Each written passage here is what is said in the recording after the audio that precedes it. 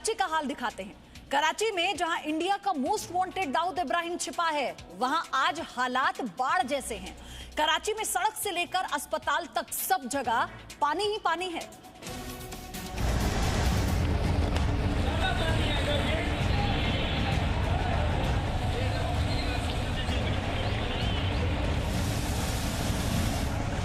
पाकिस्तान की आर्थिक राजधानी पानी पानी।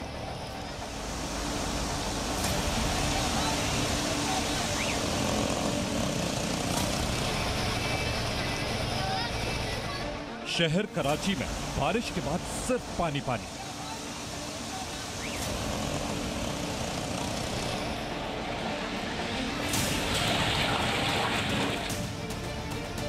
तस्वीरें देखकर आप पाकिस्तान के हालात बेहतर समझ गए होंगे। इस वक्त कराची से लेकर लाहौर तक एक सी तस्वीर है। ये उसी पड़ोसी मुल्क की तस्वीर है जो आतंक के आकाओं को पनाह देने में तो पीछे नहीं हटता, लेकिन अपने नागरिकों की सुरक्षा के आगे पानी पानी हो जाता है। और यही लाचारी पाकिस्तान की सड़कों पर बह रही है। कराची में सड़कें जरूर हैं, लेकिन अब दिखाई नहीं दे रही। सड़कों पर इतना पानी है कि लोग डूबने को तैयार हैं। लेकिन हालात ये है कि इस हाल में भी यहाँ की आबादी सड़कों पर चलने को मजबूर है। लोग तिनके की तरह बाढ़ में बह रहे हैं। ये बाइक जा रही है, देखे जैसे कि बाइक अपने आप जा रही है। इस बाइक को कोई लेकर नहीं जा रहा। आप भी देखिए बच्चे कैसे डूबते हुए जा रहे हैं। पिछले हफ्ते लगातार 3 दिन तक हुई तेज बारिश में 90 लोगों की मौत हो गई थी। 3 दिन की बारिश में मौत का यह आंकड़ा बताता है कि पाकिस्तान सरकार की नजरों में यहाँ के लोगों की जान की कीमत कितनी है और सरकार के इंतजाम कैसे हैं। कराची में बारिश के वक्त सड़कों पर चलना मतलब मौत को न्योता देने जैसा होता है। तेज बारिश और आंधी में एक बाइक सवार के ऊपर होर्डिंग गिर गया। यह हादसा पाकिस्तान की सरकार के लिए एक आम हादसा हो सकता है, लेकिन इन लोगों के लिए यह हर साल आने वाला डर है। सड़कें ही नहीं, कराची के घर भी रहने लायक नहीं बचे हैं। लोग जानते हैं कि अगर बचने के लिए घर में बैठे रहे तो डूब जाएंगे, इसीलिए किसी तरह पानी को बाहर निकालने की कोशिश में लगे हैं या फिर खुद किसी सुरक्षित स्थान पर पहुंचने में। देख सकते हैं मदरसे के बच्चे हैं जिनको रेस्क्यू किया जा रहा है।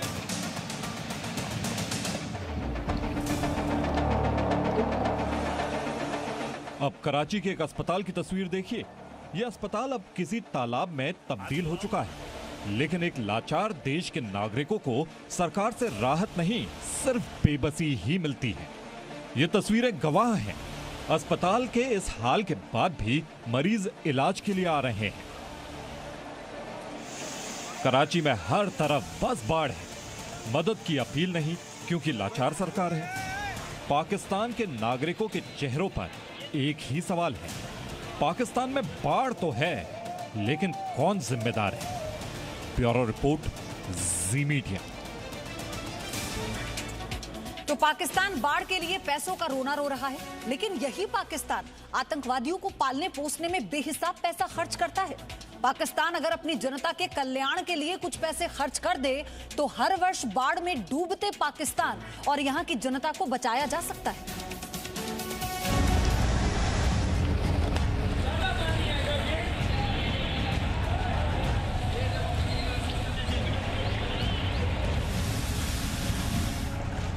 पाकिस्तान आतंक को बढ़ावा देने के लिए सुरंग खोदता है। क्या उसे नहीं दिखता कि उसके अपने नागरिक बाढ़ की वजह से बेघर हो गए हैं? खाने को रोटी नहीं है, पहले ही बेरोजगारी और भूखमरी के मारे हुए थे, ऊपर से आबाई बाढ़ ने उनकी कमर तोड़ दी है। आसमान से बरस रही आफत ने कराची शहर को समंदर में तब्दील कर दिया है। ना सड़क का पता चल रहा है, ना ही रास्ता नजर आ रहा है। सड़कों पर कमर तक पानी भरा हुआ है और लोग इसी पानी से गुजरकर आ जा रहे हैं।